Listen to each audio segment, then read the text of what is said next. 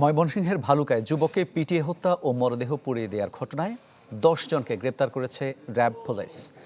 সংবাদ সম্মেলনে র্যাব জানায়, কেন ওই যুবককে মারা হলো তার সুস্পষ্ট তথ্য পায়নি তারা। মব করে হত্যার বিষয়টি তদন্ত চলছে। ঢালাইয়ের সেরা প্রিমিয়ার সিমেন্ট।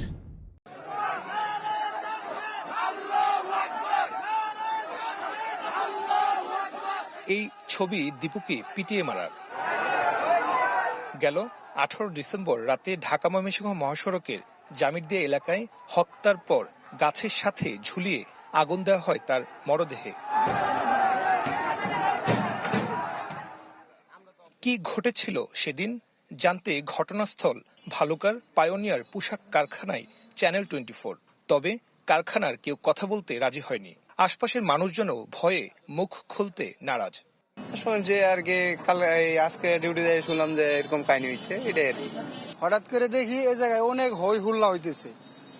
কি হয়েছে পরে দেখি গাছের ওখানে একটা মানুষের ঝুলাইতেছে।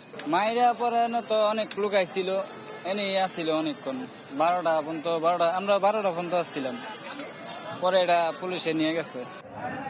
সেদিন কারখানার ভেতরের একটি মোবাইল ফুটেজ পাওয়া যায়, যেখানে দেখা যাচ্ছে উত্তেজিত লোকজন ঘিরে রেখেছে দীপুকে। তখনও সুস্থ ছিলেন তিনি। পরিবারের অভিযোগ, কারখানার লোকজন বাইরের মানুষের হাতে তুলে দেয় দীপুকে।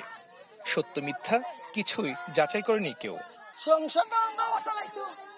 আমার বাবা তো নাই, আমার সংসারটা এলোমেলো হয়ে গেল। এটা সবকিছু হয়েছে অফিসের মাধ্যমে।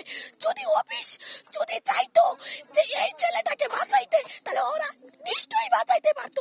তারা যদি পুলিশ প্রশাসন যদি করতো, তাহলে অবশ্যই বাঁচাইতে পারতো।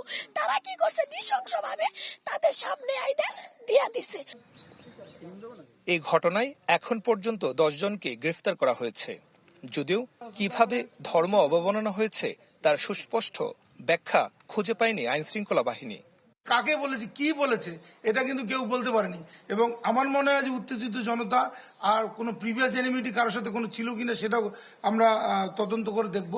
দীপুর গ্রামের বাড়ি ময়মনসিংহের তারাকান্দা উপজেলায়। স্ত্রী, এক সন্তান এবং বাবা মা নিয়ে বসবাস তার। কয়েক বছর ধরে পায়োনিয়ার কারখানার একটি ফ্লোরের সুপারভাইজার পদে কর্মরত ছিলেন দীপু। সুলতান মাহমুদ কনিক, চ্যানেল 24, ময়মনসিংহ।